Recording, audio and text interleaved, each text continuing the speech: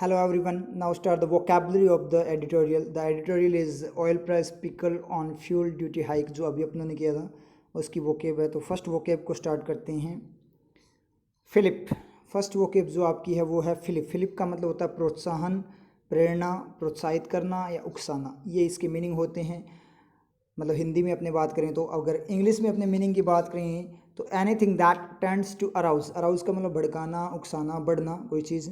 Anything tends का मतलब कहता है अग्रसर होती है, मतलब जो चीज़ बढ़ने के लिए टेंड हो उसकी बात वो बोल रहा है। सिनोनिम बात करें स्टिमुलस, स्टिमुलेशन, स्पर, बूस्ट। ये आपके इसके क्या है सिनोनिम है। स्टिमुलस का मतलब प्रेरणा देना, बढ़ाना, किसी चीज़ को प्रेरित करना। स्टिमुलेशन का मतलब प्रेरणा होता है। स्पर का मतलब प्रेरित करना होता है, बढ़ाना होता है। बूस्ट का मतलब बढ़ाना। एंटोनिम अपोजिट की बात करें तो कर्व होगा। कर्व का मतलब कि इसको रोकना, ठीक है, ये अपोजिट हो जाएगा। मतलब बढ़ाना, बढ़ाने का अपोजिट क्या हो जाएगा, रोकना हो जाएगा। यूजेज की यहाँ पे बात करें it will acts as a fillip. ये एक्ट करता है एक फिलिप की तरह। एक प्रोत्साहन भी बोल सकते हो आप। फिलिप का मतलब प्रोत्साहन भी होता है, ठीक है। प्रोत्साहित करना मतलब प्रोत्साहन। यहाँ पे आपका जो है to make me try harder होता क्या है, प्रोत्साहन, इसका मीनिंग होता ही है। उसकी तरह क्या कर सकते हो, it will act as a fillip. ये क्या करता है, करेगा, एक फिलिप प्रोत्साहन की तरह एक्ट करेगा। To make me try harder, प्रेरणा की तरफ क्या करेगा, एक्ट करेगा। टू मैक मी, मुझे बनाने के लिए। ट्राई हार्डर, ट्राई हार्डर करने के लिए। ट्राई हार्डर करने का वाला बनाने, मतलब ज़्यादा मेहनत करने के लिए। मतलब ये एक प्रेरणा की तरह वो करेगा कि मैं ज़्यादा मेहनत करूँ। ये मीनिंग बना इस बात का। एडिटोरियल में अगर अपन देखें तो एडिटोरियल में जो सेंटेंस आया था वो आप गो थ्रू कर लेना दोबारा से। सेंटेंस क्या था, India had an opportunity to pass on the benefit. India के पास क्या थी, अपॉर्चुनिटी। पूरी बात बोली थी ना उसके अकॉर्डिंग की क्रूड ऑयल वगैरह क्या थे, प्राइसेस क्या है, कम है, उसके अकॉर्डिंग ये बात थी पूरी, जो आपको याद आ रही होगी क्योंकि अभी एडिटोरियल किया अपनों ने। India had an opportunity to pass on the benefit to consumers and provide a fillip to become consumption.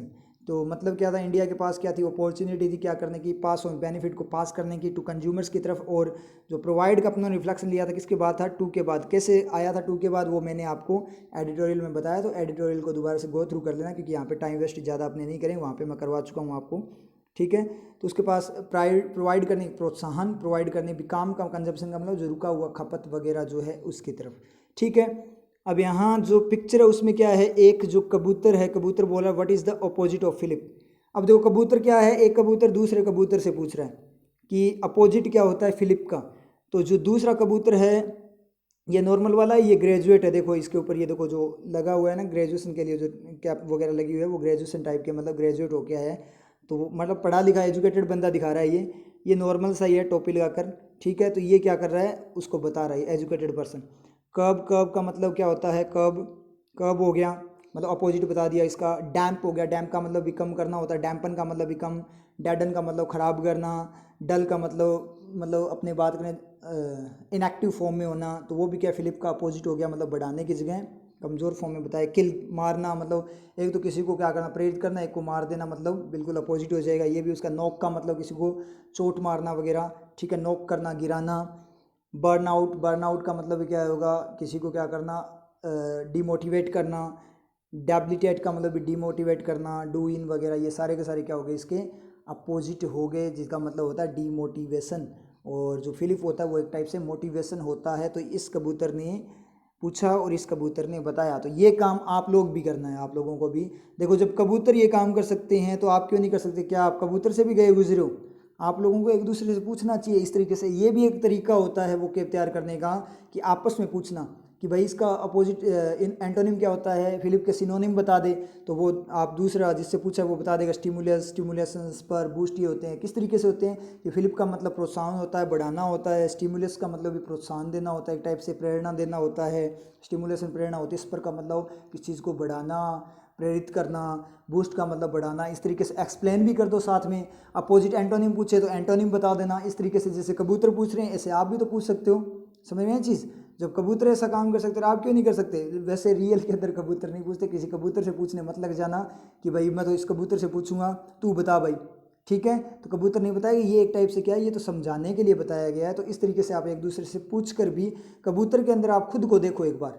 ये जो कबूतर पिक्चर बनाओ, इन कबूतर्स के अंदर खुद को देखो कि आप एक दूसरे से ऐसे ऐसे क्या कर रहे हो, एक दूसरे से पूछ रहे हो। समझ में आया, इस तरीके से इसको करना है। फिलिप को क्या करना है, यूज़ करना है। जैसे मान लीजिए कि मुझे फ़्लिप की बहुत ज़्यादा ज़रूरत है, अभी अभी मुझे एक फ़्लिप चाहिए ताकि मैं क्या करूँ, दोबारा से स्टार्ट कर पाऊँ सारी की सारी चीज़ें, प्रिपरेशन को दोबारा स्टार्ट कर पाऊँ। इस तरीके से आप क्या करो, आपस में यूज़ करो इन वर्ड्स को, ठीक है। नेक्स्ट वन पे चलें तो नेक्स्ट वन में है इसका बिकाम्ड। बिकाम्ड का मतलब क्या हो, काम का मतलब शांत, बी काम का मतलब शांत होना, मतलब एक टाइप से यहाँ बिकाम्ड का मतलब होता है आपका रुका हुआ, उसको बोलते हैं बिकाम्ड। हिंदी में देखें तेज़ हवा न होने के कारण हिलने में असमर्थ।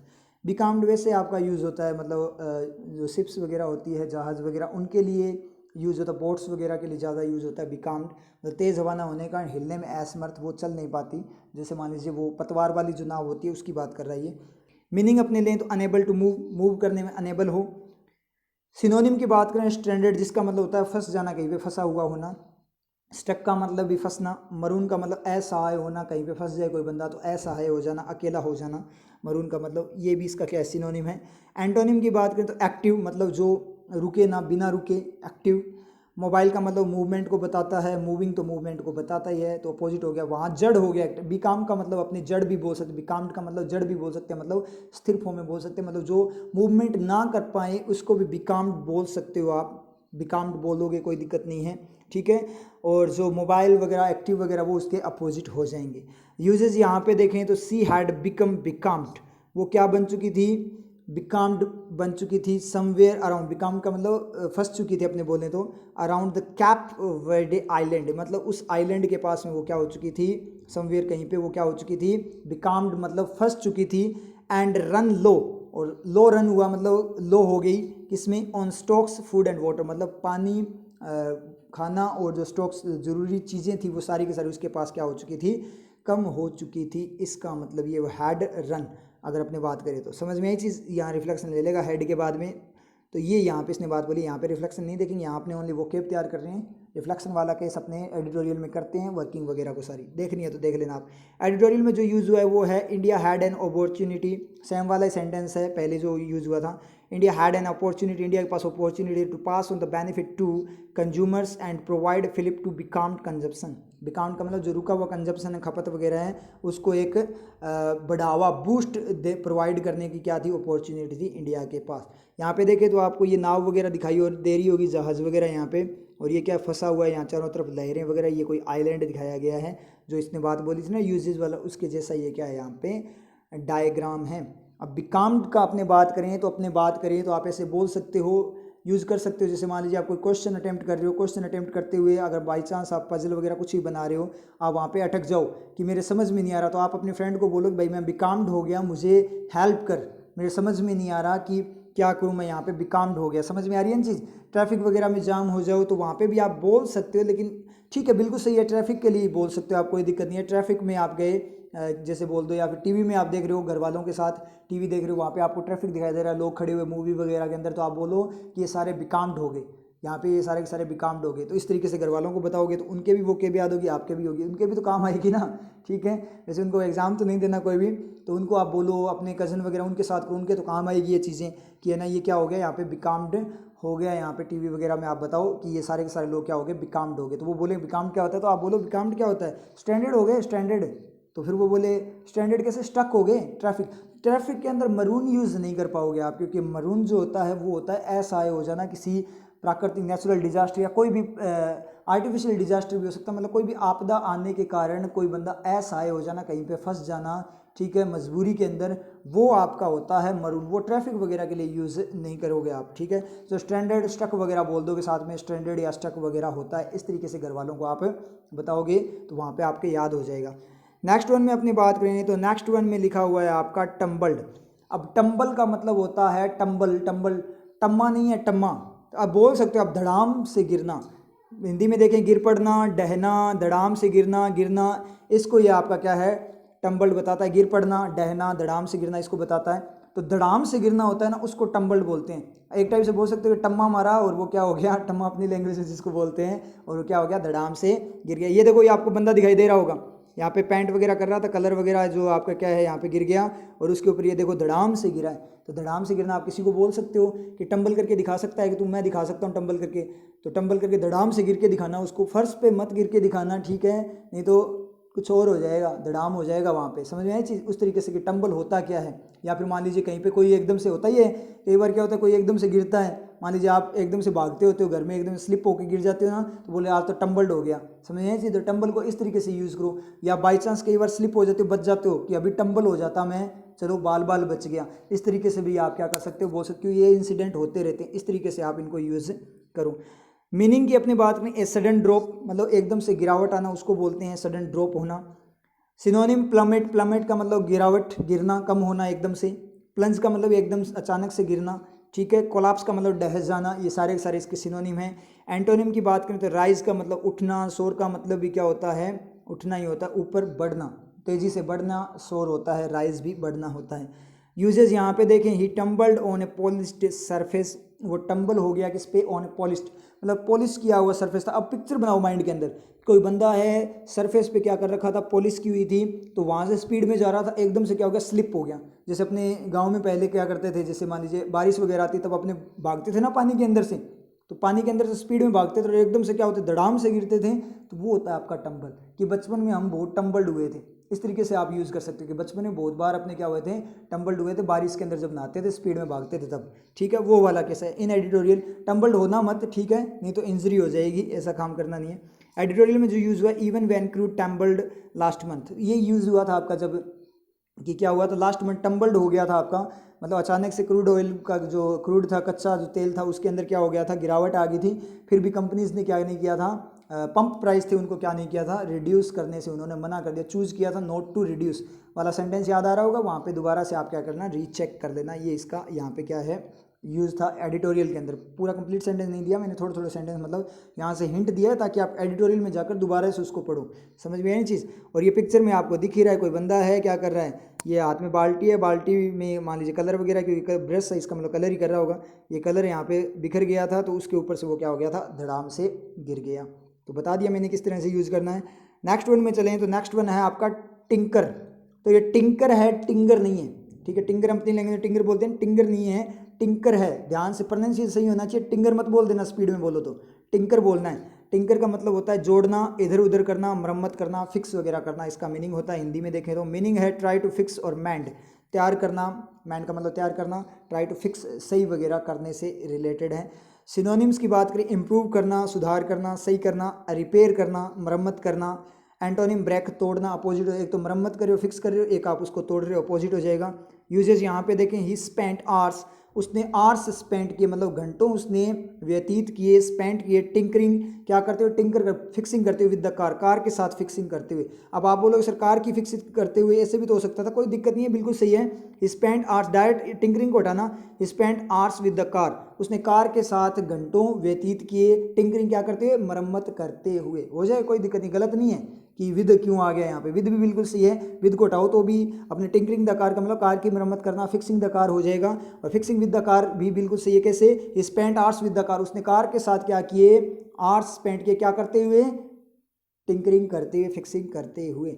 एडिटोरियल में क्या था आपका, the government has consistently, government क्या है, कंसिस्टेंटली का मतलब लगातार क्या कर रही है, टिंकर्ड, टिंकर किया है, लगातार टिंकर किया है मतलब फिक्स किया है, विद द ड्यूटी स्ट्रक्चर, क्या करते हो, ड्यूटी स्ट्रक्चर में चेंज करते हो, मतलब जो टैक्स वगैरह। अब ड्यूटी के मीनिंग हो गए यहाँ पे, ड्यूटी का मतलब कर्तव्य भी होता है, ड्यूटी का मतलब टैक्स भी होता है, तो दोनों वर्किंग माइंड में रहनी चाहिए। ये सारे के सारे मीनिंग वोकेब के जो मीनिंग है वो माइंड में आपके रहने चाहिए।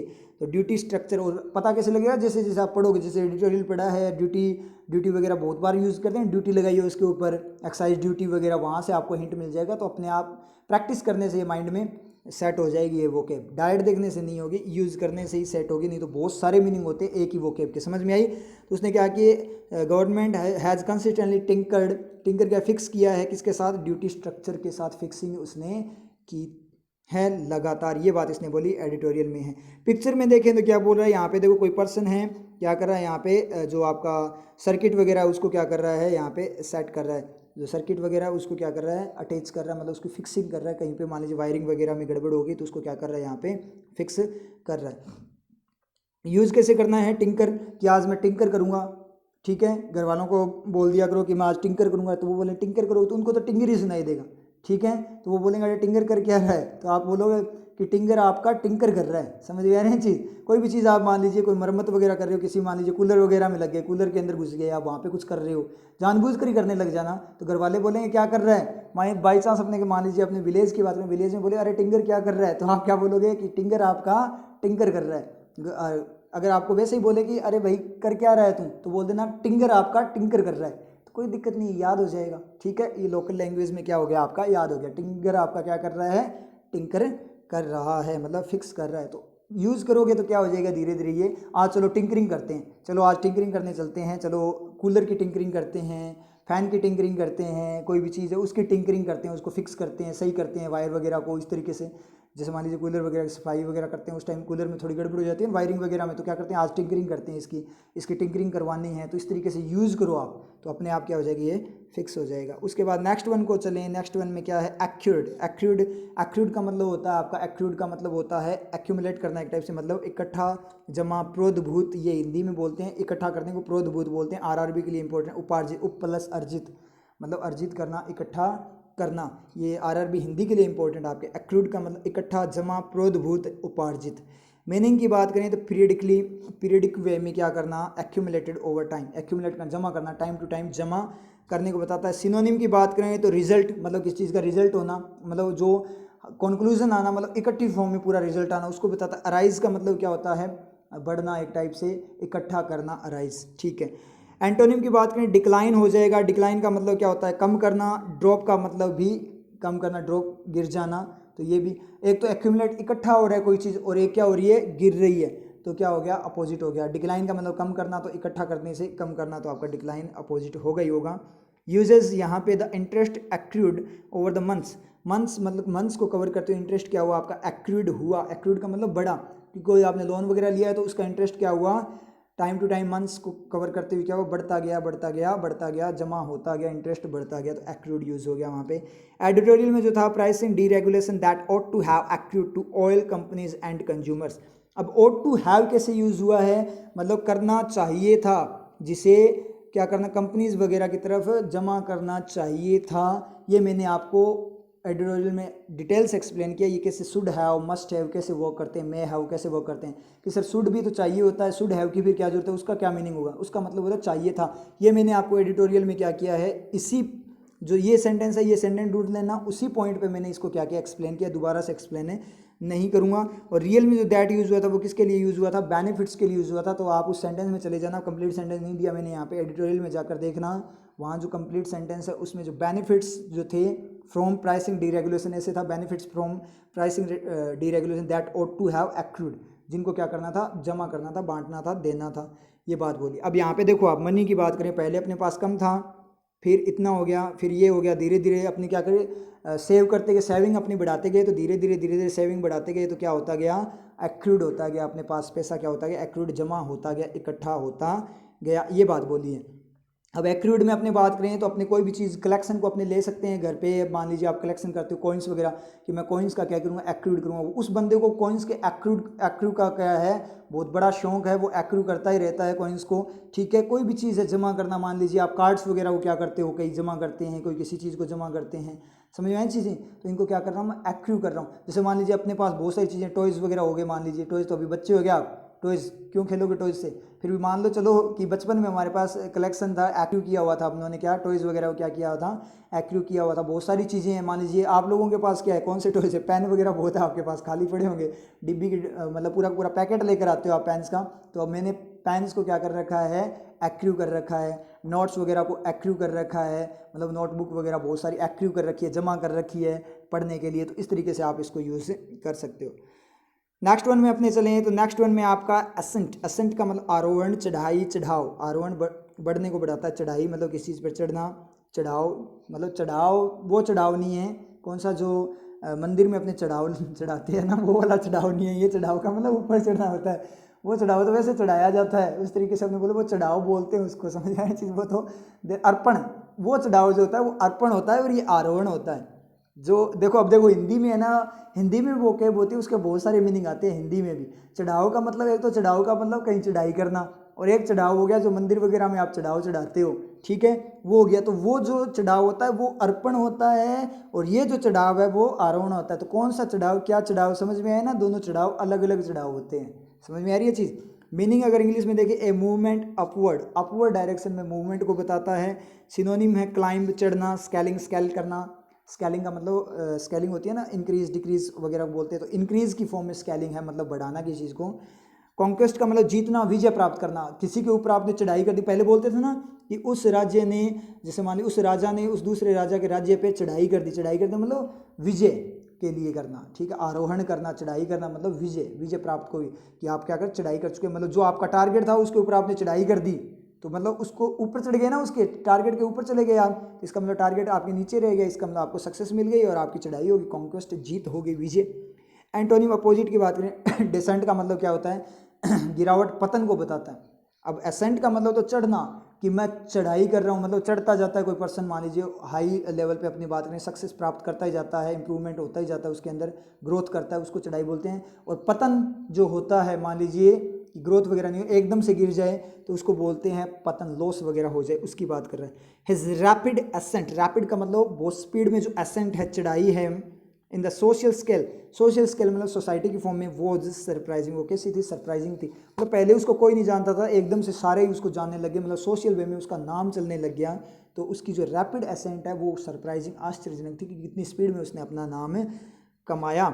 एडिटोरियल में देखें, when global crude prices were on the ascent, जब global crude prices were on the ascent, जब एसेंट पे थे, इन ऑर्डर टू मिनिमाइज, क्या करने के लिए, मिनिमाइज करने, एनी इलेक्टोरल फॉलआउट, फॉलआउट को मिनिमाइज करने के लिए, मतलब इलेक्ट्रल गड़बड़ ना हो, चुनावों में गड़बड़ ना हो, from unchecked fuel cost, unchecked का मतलब जो अनप्रेडिक्टेबल बोल सकते हो, या फिर मान लीजिए अनकंट्रोल्ड, मतलब अनियंत्रित फ्यूल कॉस्ट के कारण, उस के कारण उस मतलब फ्यूल कॉस्ट से जो फॉल आउट, इलेक्शन में गड़बड़ होने वाली थी कोई भी, उसको मिनिमाइज करने के लिए ग्लोबल क्रूड प्राइसेस क्या थे, हाई पॉइंट पे थे। गलत, मीनिंग ये नहीं है कि सर मीनिंग नहीं है, ग्लोबल जो पूरी दुनिया के क्रूड प्राइसेस जो हाई लेवल पे होंगे उससे इलेक्शन पे क्या इम्पैक्ट, लेकिन यहाँ पे ये सेंटेंस कंप्लीट जो सेंटेंस है वो एडिटोरियल में मिलेगा, मतलब गवर्नमेंट के डिसीजन की बात हुई थी, गवर्नमेंट का डिसीजन जो था क्या करने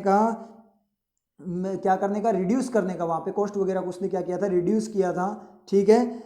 जब क्या थे आपके अपने बात करें हाई लेवल पे थे, मतलब ग्लोबल वे में जो प्राइस थे किसके, क्रूड ऑयल के, वो बहुत हाई थे, फिर भी गवर्नमेंट ने प्राइसेस क्या किए थे, क्या किए, रिड्यूस किए थे, क्या करने के लिए, मिनिमाइज करने के लिए, इलेक्टोरल फॉलआउट, मतलब इलेक्शन में हार ना जाए, इसलिए गवर्नमेंट ने ऐसा किया था, ये बात बताई थी उसने, समझ में। वहाँ पे मैंने डिटेल्स एक्सप्लेन किया था कि पहले तो उन्होंने क्या, अब तो क्या कर रहे हैं, वो प्राइसेस कम होने के बाद, ग्लोबल प्राइसेस बहुत ज़्यादा 45%, 46% लोअर होने के बाद भी वो क्या कर रहे हैं, मैक्सिमाइज कर रहे हैं, बढ़ा रहे हैं प्राइसेस को, टैक्स को क्या कर रहे हैं, बढ़ा रहे हैं। और जब बहुत हाई लेवल पे थे, जब बढ़ाने चाहिए तो उस टाइम पे उन्होंने लो किए, क्यों, क्योंकि उसके बाद में क्या थे, असेंबली इलेक्शन थे, वो याद आ रहा है सेंटेंस आपको, बैक इन 2018 वाला, तो देख लेना, एडिटोरियल में कंप्लीट है। तो इन ऑर्डर टू, ये जो पर्पज़ है वो इसका नहीं है, ग्लोबल क्रूड प्राइसेस का नहीं है, ये पर्पज़ है वो किसका है, ये पर्पज़ है वो उसका है जो गवर्नमेंट ने क्या किया था, प्राइसेस को रिड्यूस किया था इलेक्शन के टाइम पे, तो ये बात थी। तो यहाँ पे अपने देखें कोई बंदा है कोई पर्सन है, बढ़ता ही जा रहा है, बढ़ता ही जा रहा है, आप अपने ऊपर ले सकते हो, ग्रोथ करता ही जा रहा है, समझे चीज़, मतलब चीज़ें क्लियर होती जा रही है। जैसे मान लीजिए इंग्लिश ने अपनी क्लासेस स्टार्ट हुई थी ये ऑनलाइन वाली, जब एक तो तब आपकी इंग्लिश थी, ठीक है, या फिर जब अपनी कोचिंग में आप आए थे तो एक तो तब इंग्लिश थी, एक अब इंग्लिश है, तो आपने क्या किया, ग्रोथ की है ना, ग्रोथ की है, तो वो उस तरीके से बोल सकते हो इंग्लिश में मैं ऐसे ग्रोथ करते करते जा रहा हूँ, पहले स्लो स्लो, फिर बाद में एकदम से इंप्रूवमेंट, ये रियलिटी है, ऐसे इंप्रूवमेंट तो आता ही है।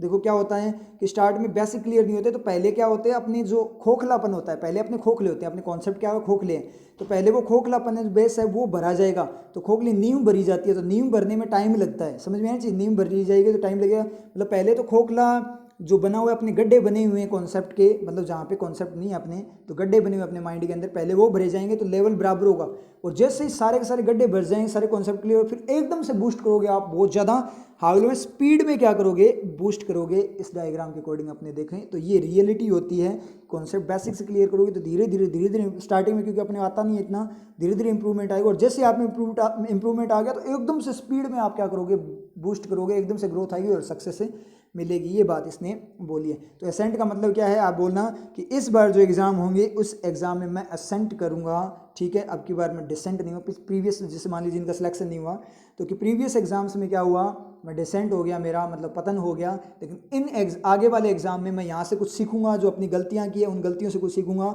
और नेक्स्ट वाले एग्जाम पे मैं चढ़ाई कर दूंगा, असेंट कर दूंगा, ठीक है, कॉन्क्वेस्ट करूंगा, विजय प्राप्त करूंगा। इस तरीके से आप इसको यूज़ कर सकते हो। जिनका सिलेक्शन हो गया वो भी ऐसे बोल सकते हैं कि अभी जो एग्ज़ाम हुए हैं मेरा सिलेक्शन हो गया, मैंने असेंट करके दिखा दिया, मैंने चढ़ाई करके दिखा दी। इस तरीके से आप क्या करो, यूज़ करो कि असेंट करना है, एक दूसरे को मोटिवेट करो। अब की बार असेंट करके रहेंगे, अब की बार कुछ भी हो जाए असेंट करके रहेंगे, सक्सेस प्राप्त करके रहेंगे। इस तरीके से यूज़ करोगे तो आपके क्या हो जाएगा, याद हो जाएगा। बार बार यूज़ करो। असेंट का मतलब चढ़ाई करना। समझ में आई चीज़? इस तरीके से आपको ये बोलना है। समझ में आई बात आपके? तो इस तरीके से आपको क्या करनी है, वोकेब वगैरह यूज़ करनी है और बार बार इनकी प्रैक्टिस करनी है। और विदाउट यूजेस के वोकेब नहीं बनने वाले, इसलिए बार बार इन वर्ड्स का क्या करो, यूज़ करो। ठीक है, यहाँ तक क्लियर आप लोगों के? ठीक है, फिर मिलते हैं नेक्स्ट क्लास में। जीवन में हुई किसी भूल या त्रुटि से हमें अपने चरित्र को परिभाषित नहीं करना चाहिए, ना ही अपराध बोध और ग्लानि को स्वयं पर हावी होने देना चाहिए। भूल किसी से भी हो सकती है, इसलिए हमें चाहिए कि अपनी भूल को एक सीख की भांति आत्मसात कर उसी से सीखें और जीवन में भविष्य में ऊंचाइयों की ओर अग्रसर हों। नीतियां मेरी, नियति आप।